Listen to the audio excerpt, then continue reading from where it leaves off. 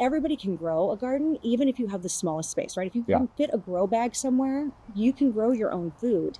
And that's what I'm really passionate about, is just helping people, no matter what level they're on, get started Yeah, and get started absolutely. successfully. And it's like one of those interesting things because like for me, like it's the same feeling because I get to teach people, but I'm doing it over like video and things like that.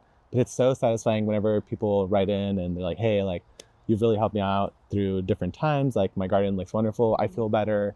It's just very satisfying. And even when people like family and friends and come over and they're asking you questions or giving them advice, maybe you're going over to their place, it just feels good. Like it feels like you're passing on not just information, but like a skill that will help them in the long term. It's very worthwhile. And I think it's also interesting that you brought up, like, when you started it, you did it around raised bed gardening, and it's easier for a lot of different reasons, right? It is. So like when I started, I started in ground, and I discovered a lot of different challenges with that, especially when you're surrounded by trees.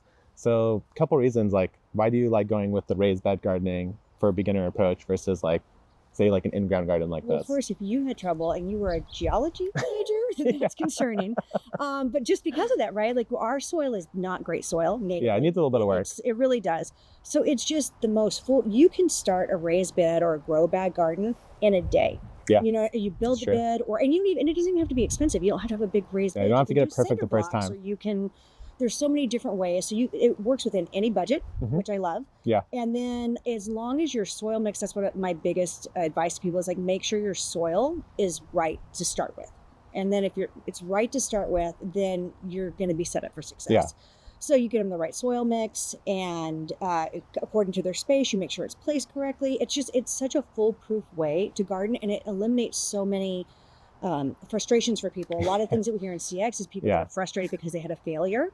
Right. And it kind of eliminates that. I know so many people that have quit gardening because it didn't go it's well. disheartening. I actually did it like years ago. Where I just failed, and I was like, well, I have a black thumb. Obviously, I have a black thumb. And no one has a black thumb. No. They just don't have the right information. Yeah. And I think, and I agree, because like I think one of the other things that's interesting about raised bed gardening is you are limited in a good way. Like you know exactly how much space you have. Yeah. And now like whenever I'm trying to plan out a garden like this, it's like very intimidating because I'm like, where do I put this? Where do I put that? But maybe you start off with a couple beds, you nail that, and then you can slowly expand over time. Yeah. And I think the other thing that's interesting, like if you are interested in maybe spinning up something like this, you started with like family and friends. And from that, I'm guessing you went word of mouth.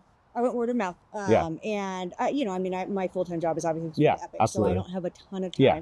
So it's mostly referral based. And I just love it. And I can even do it. I'll even do it remote. I have a couple of clients that are in different states. Wow. And I'll just like Zoom it and, get a soil sample and kind of go that route.